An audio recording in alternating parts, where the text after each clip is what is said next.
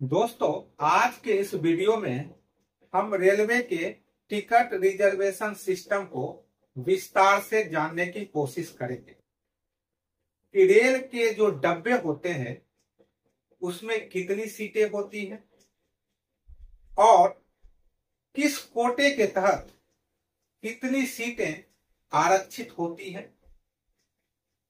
Ticket के confirm होने के सिस्टम क्या है, टिकट के वेटिंग लिस्ट के बनने की प्रक्रिया क्या है और साथ ही साथ ये जानने की कोशिश करेंगे कि किस तरह के वेटिंग लिस्ट के टिकट की कंफर्म होने की संभावना सबसे ज्यादा है।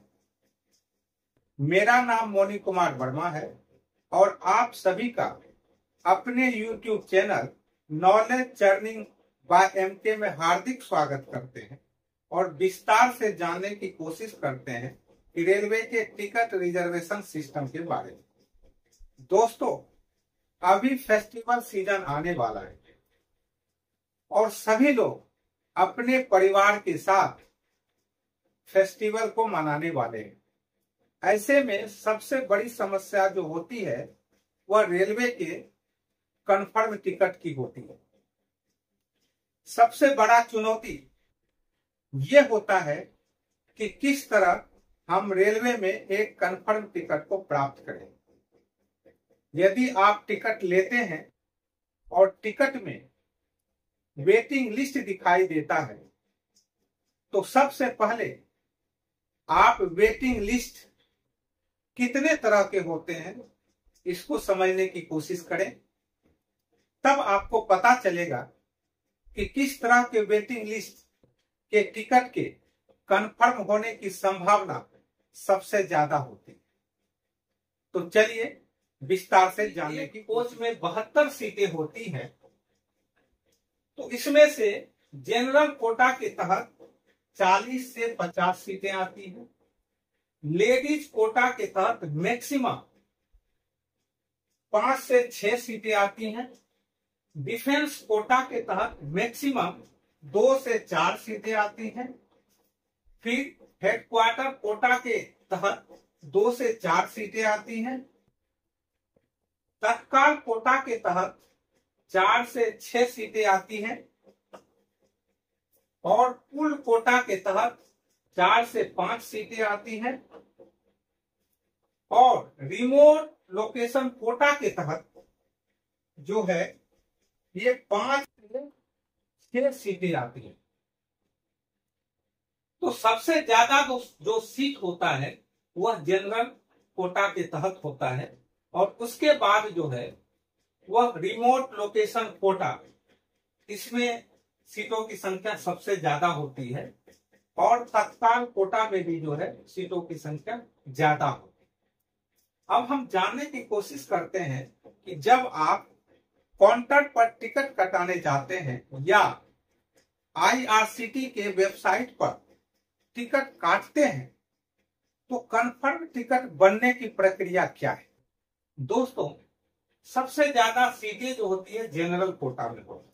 तो सबसे पहले जो टिकट बनता है जो सोर्स स्टेशन होता है। अब हम जानने की कोशिश करते हैं कि मान लीजिए कोई यात्री गुवाहाटी से दिल्ली जाना चाहता है, उसका जो सोर्स स्टेशन है वह गुवाहाटी है। यह सोर्स स्टेशन है और यह इसका डेस्टिनेशन।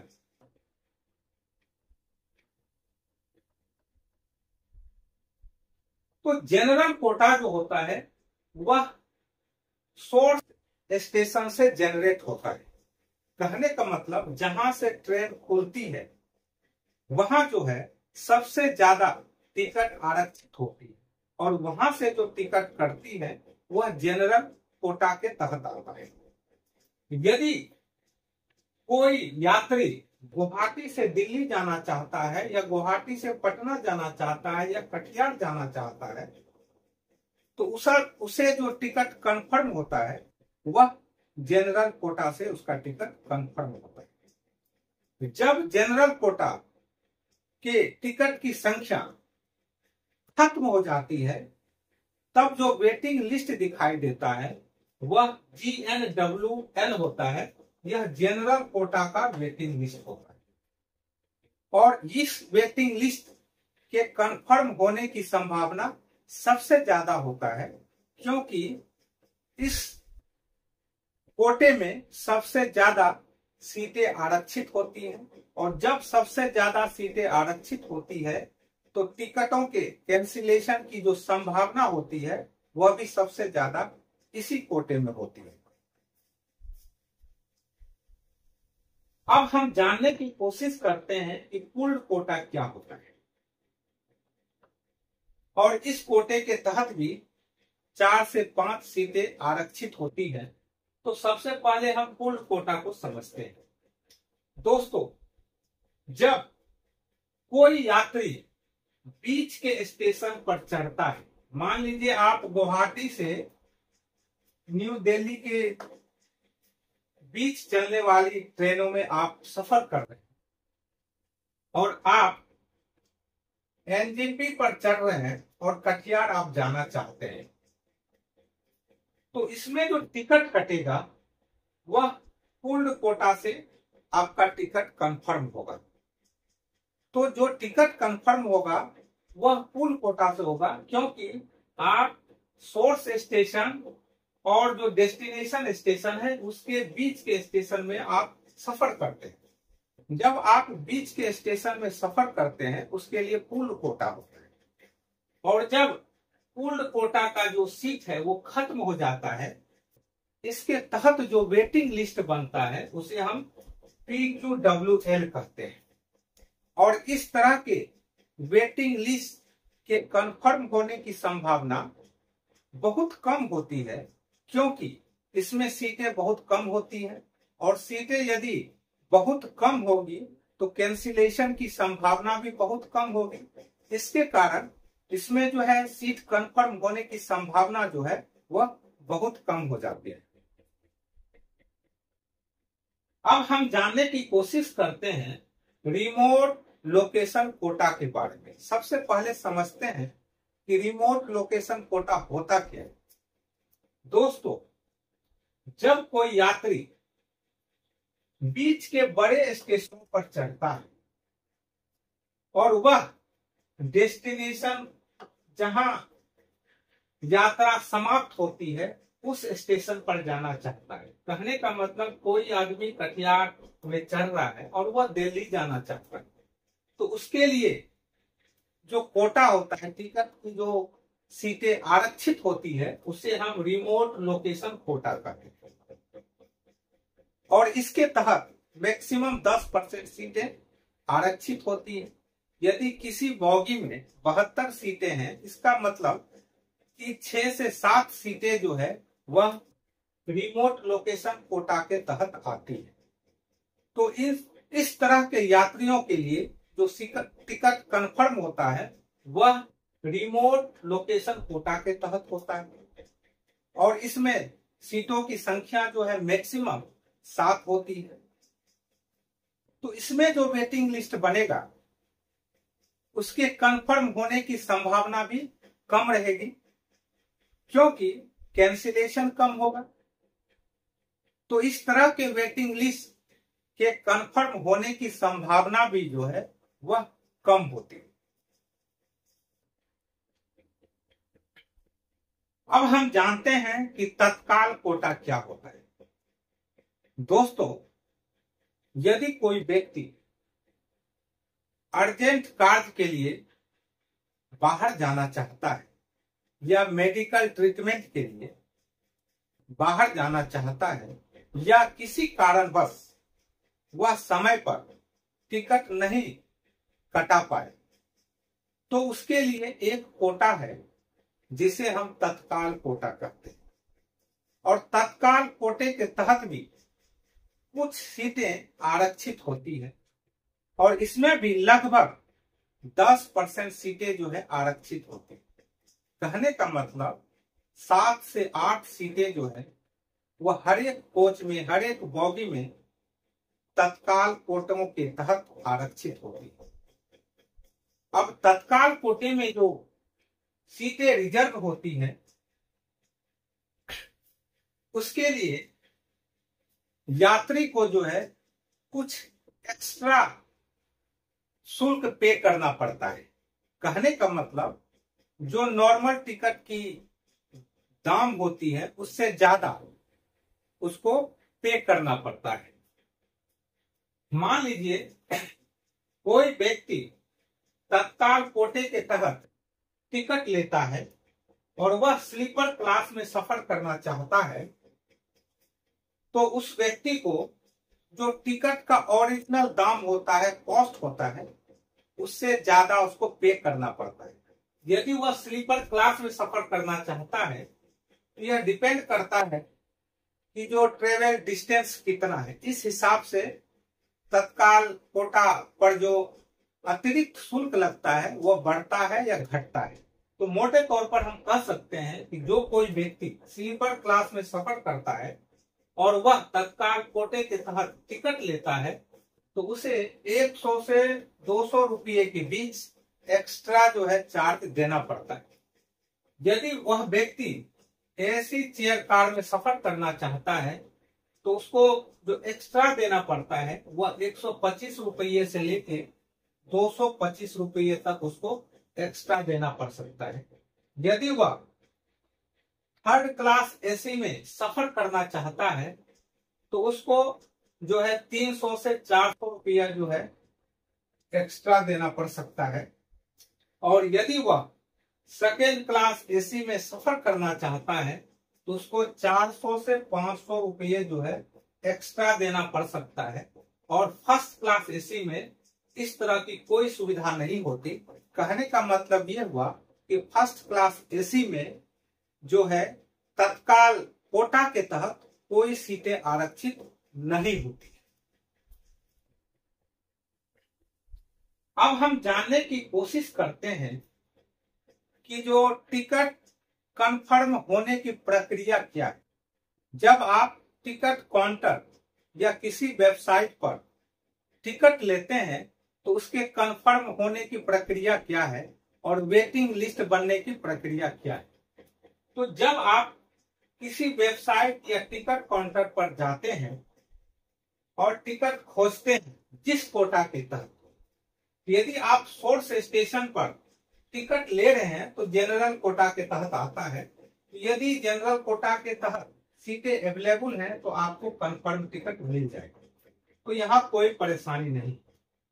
यदि जनरल कोटा फुल हो जाता है और कोई लेडीज यात्री है तो फिर उसको लेडीज कोटा के तहत उसका टिकट कंफर्म हो जाता है। फिर यदि कोई डिफेंस पर्सनल है या डिफेंस का आदमी है या डिफेंस में सर्विस करने वाला है, उसे डिफेंस कोटा के तहत उसका टिकट कंफर्म हो जाता है। और फिर तत्काल कोटा है उसके तहत भी कंफर्म होता है। फिर पूर्ण कोटा है उसके तहत कंफर्म होता है। फिर रिमोट लोकेशन कोटा है उसके तहत कंफर्म होता है। तो जितने तरह के कोटों की हमने बात की उन सारे कोटों के तहत टिकट कंफर्म होता है। यदि सारे कोटों में टिकट फुल है तो वेटिंग लिस्ट जो बनता है वह उसी हिसाब से बनता है। यदि सोर्स स्टेशन से जो टिकट बनाते हैं और जनरल कोटा खत्म हो जाता है तो जो वेटिंग लिस्ट बनता है वह जनरल कोटे के हिसाब से बनता है, GLWL बनता है। अब वेटिंग लिस्ट जो बनने की कहानी है उसमें जो बनने की कहानी है वो जनरल कोटा के तहत वेटिंग लिस्ट बनता है। दूसरा जो है पूर्ण कोटा के तहत वेटिंग लिस्ट बनता है। तीसरा है रिमोट लोकेशन कोटा के तहत वेटिंग लिस्ट बनता है। और चौथा जो है वह तत्काल कोटा के तहत वेटिंग लिस्ट बनता है। अब हम जानते हैं कि जब वेटिंग लिस्ट बन जाता है तो क्या होता है। जब कोई आदमी किसी को वेटिंग लिस्ट मिलता है, यदि जनरल कोटा के तहत उसको वेटिंग लिस्ट मिला है तो जनरल कोटा के लोग यदि टिकट को कैंसिल कराते हैं तो अपग्रेडेशन सिस्टम के तहत जो है जितना टिकट कैंसिल होता है उस हिसाब से जो है सीटें कंफर्म हो जाती हैं। और यह रेलवे का अपना सॉफ्टवेयर होता है और उस सॉफ्टवेयर में जिसका नाम सबसे ऊपर, वेटिंग लिस्ट में जिसका नाम सबसे ऊपर होता है उसकी टिकट जो है सबसे पहले कंफर्म होती है। कहने का मतलब ये हुआ जिसका वेटिंग लिस्ट 1 है, 2 है, 3 है, 4 है, तो 1 वाले का जो है टिकट सबसे पहले कंफर्म होगा। उसके बाद जिसका वेटिंग लिस्ट 2 है उसका टिकट कंफर्म होगा। यदि एक आदमी ने टिकट को कैंसिल कराया तो वेटिंग लिस्ट 1 वाले का टिकट कंफर्म होगा। यदि 2 लोगों ने कैंसिल कराया तो वेटिंग लिस्ट में जो दूसरा स्थान है जिसका, उसका टिकट कंफर्म होगा, तो उसको कंफर्म टिकट मिल जाएगा। यदि मान लीजिए कैंसिलेशन नहीं हुआ तो फिर फाइनल चार्ट बनता है।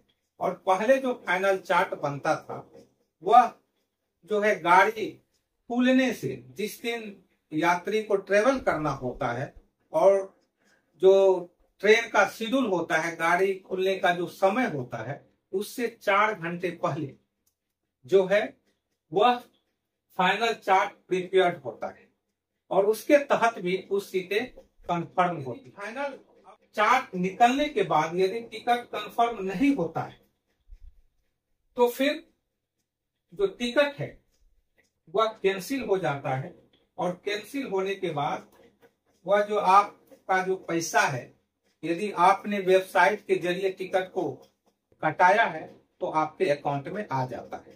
यदि आपने फिजिकली टिकट लिया है तो आपको टिकट काउंटर पर जाना पड़ेगा और वहां जा करके आपका जो टिकट है उसको कैंसिल कराना पड़ेगा और उसमें कुछ चार्ज कटेंगे।